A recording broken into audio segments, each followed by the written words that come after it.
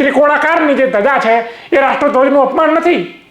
જો એ રાષ્ટ્રધ્વજનું અપમાન ના હોય તો કાલે ગલી ગલીની અંદર બધા પોતાનો અલગ અલગ રાષ્ટ્રધ્વજ બનાવવામાં આવશે. અને ભારતીય જનતા પાર્ટીની તો વિચારધારા હતી ને કે એક રાષ્ટ્ર, એક વિધાન, એક નિશાન. તો એક નિશાન એટલે આપણા દેશનો રાષ્ટ્રધ્વજ. તો બીજું નિશાન આ દેશના મંદિરની અંદર આ કેવી રીતે આવ્યું? એ ધજા સ્વરૂપે બીજું નિશાન કેવી રીતે લગાવી શકો તમે? અને એ પણ 15મી ઓગસ્ટના દિવસે લોકોને એવું લાગે આ તો મંદિર ઉપર આક્રમણ કર્યું, મંદિર ઉપર સવાલ ઉઠાવ્યા. એ એવું ન હોવું જોઈએ. રાષ્ટ્રધ્વજ એ તમામ વસ્તુથી ઉપર હોવો જોઈએ, એનું અપમાન ન થવું જોઈએ.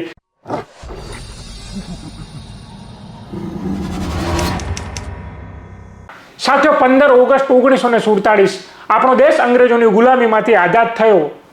હું એમ નહીં કહું.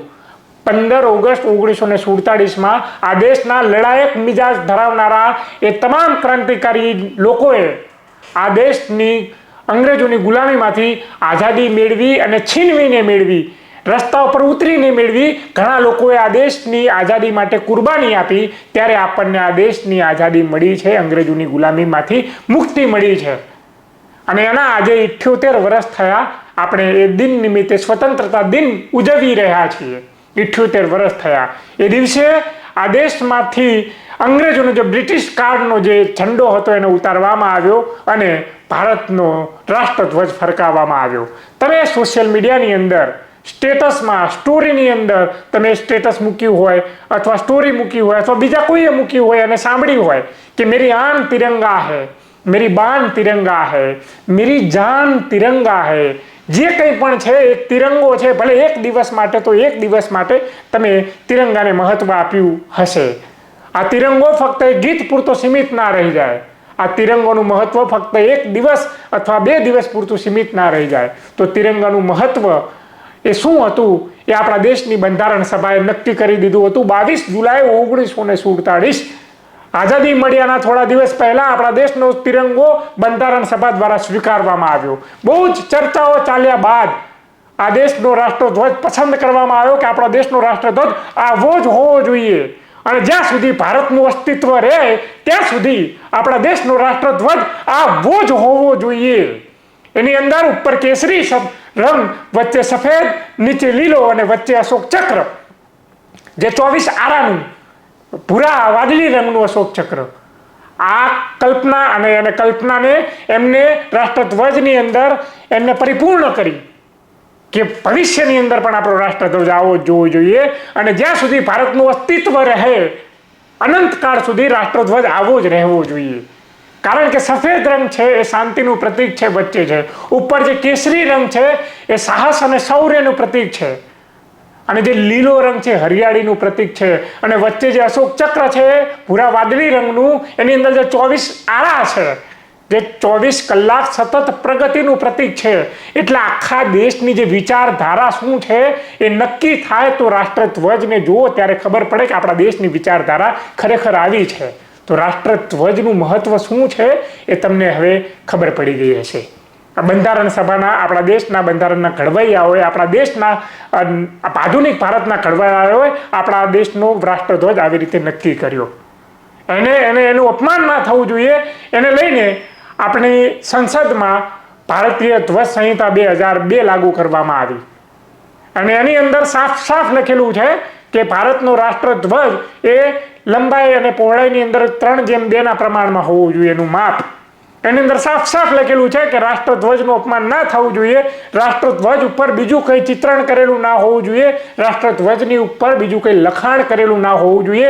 રાષ્ટ્રધ્વજ આપણા દેશના બંધારણના ઘડવૈયાઓએ જે નક્કી કર્યો 22 જુલાઈ 1947માં આપણા દેશનો રાષ્ટ્રધ્વજ એવો જ હોવો જોઈએ. એને લઈને નીતિ નિયમો બનાવ્યા. પણ દુર્ભાગ્યની વાત એ છે કે 78 વર્ષ થતા આપણા દેશના રાષ્ટ્રધ્વજનું અપમાન થવાનું ચાલુ થઈ ગયું. ઘણી જગ્યાએ તમે જોયું હોય કે કોઈ ઊંધો રાષ્ટ્રધ્વજ ફરકાવી દે છે. ઘણી જગ્યાએ તમે જોયું હોય કે નિયમોનું આખું ઉલ્લંઘન થતું જાય છે રાષ્ટ્રધ્વજને લઈને. વાત ગુજરાતની કરવી છે. ગુજરાતના દ્વારકાની અંદર રાષ્ટ્રધ્વજની ધજા બનાવવામાં આવી. સોશિયલ મીડિયાની અંદર ઘણા વિડીયો વાયરલ થયા. ન્યૂઝ સ્ટોરીની અંદર પણ આવ્યું કે દ્વારકાની અંદર મંદિરની ઉપર, શિખર ઉપર રાષ્ટ્રધ્વજની ધજા ફરકાવવામાં આવી. અને ધ્વજા જે તમે જોયું હોય તો ધ્વજા તો ત્રિકોણાકાર હોય છે અને રાષ્ટ્રધ્વજનું માપ 3:2 છે, જે લંબચોરસ જેવું લાગે આપણને, એવું માપ છે રાષ્ટ્રધ્વજનું. તો આ ત્રિકોણાકાર જે બનાવવામાં આવ્યું, શું એ રાષ્ટ્રધ્વજનું અપમાન નથી? રાષ્ટ્રધ્વજને કાપીને અથવા તો એવી કોઈ ડિઝાઇન બનાવીને એનું અલગ ડિઝાઇન બનાવવાનો કોને અધિકાર આ મંદિરના સંચાલકોને આપ્યો? રાષ્ટ્રધ્વજની અંદર જે અશોક ચક્ર હોવું જોઈએ એ ધજાની અંદર આ અશોક ચક્ર પણ કાઢી નાખવામાં આવ્યું. એની જગ્યાએ કંઈ ગોળ મીંડા જેવું એટલે કે કળશ જેવું રાખવામાં આવ્યું વચ્ચે, અને ઉપર કંઈ ચાંદા જેવું એવું નિશાન બનાવી દેવામાં આવ્યું. એ રાષ્ટ્રધ્વજનું અપમાન નથી? એ ત્રિકોણાકાર ધજા ફરકાવી અને કોઈ એનો તમે ચૂ કરતું નથી, કારણ કે એ ધાર્મિક હિન્દુ ધર્મની લાગણી દુભાઈ. જો કદાચ આવું કોઈ કહી જાય તો કદાચ લોકોને એવું લાગે આ તો મંદિર ઉપર આક્રમણ કર્યું, મંદિર ઉપર સવાલ ઉઠાવ્યા. એ એવું ન હોવું જોઈએ. રાષ્ટ્રધ્વજ એ તમામ વસ્તુથી ઉપર હોવો જોઈએ, એનું અપમાન ન થવું જોઈએ, કારણ કે એ આ દેશના વીર સપૂતોએ જે કુરબાની આપી છે એ કુરબાનીની લોહીથી આ રાષ્ટ્રધ્વજ આપણો બનેલો છે.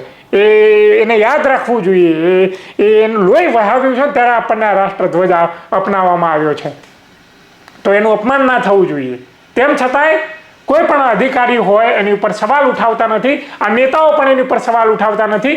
કદાચ તમને એવું લાગતું હોય કે આ ભારતના રાષ્ટ્રધ્વજનું અપમાન છે કે કેમ, તો એની તપાસ તો કરાવો, અને સંચાલકો જો દોષી ઠેરવવામાં આવે તો દંડિત એની ઉપર કાર્યવાહી કરવામાં આવે, એની કોઈ સજાનો પ્રાવધાન કરવામાં આવે. ભારતીય ધ્વજ સંહિતા જે 2002 જે એમેન્ડમેન્ટ કરીને તમે લાવ્યા છો, તો એને જમીન ઉપર લાગુ તો કરો, કે ખાલી કાગળ ઉપર જ લાગુ કરવું છે આપણે? તમને નથી લાગતું કે ધજા ફરકાવવામાં આવી છે રાષ્ટ્રધ્વજની, જે ત્રિકોણાકારની જે ધજા છે એ રાષ્ટ્રધ્વજનું અપમાન નથી? જો એ રાષ્ટ્રધ્વજનું અપમાન ના હોય તો કાલે ગલી ગલીની અંદર બધા પોતાનો અલગ અલગ રાષ્ટ્રધ્વજ બનાવવામાં આવશે. અને ભારતીય જનતા પાર્ટીની તો વિચારધારા હતી ને કે એક રાષ્ટ્ર, એક વિધાન, એક નિશાન. તો એક નિશાન એટલે આપણા દેશનો રાષ્ટ્રધ્વજ. તો બીજું નિશાન આ દેશના મંદિરની અંદર આ કેવી રીતે આવ્યું? એ ધજા સ્વરૂપે બીજું નિશાન કેવી રીતે લગાવી શકો તમે? અને એ પણ 15મી ઓગસ્ટના દિવસે.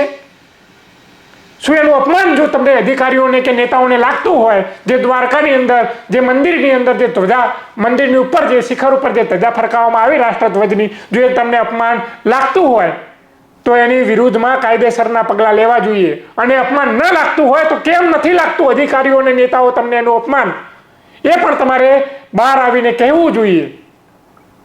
અને રાષ્ટ્રધ્વજ એ હંમેશા સન્માનપૂર્વક ફરકતો રહે, રાષ્ટ્રધ્વજ સન્માનપૂર્વક લહેરાતો રહે. બસ એવી જ અમે આશા રાખીએ છીએ. જોતા રહો ક્રાંતિ માર્ગ ઇન્કલાબ જિંદાબાદ.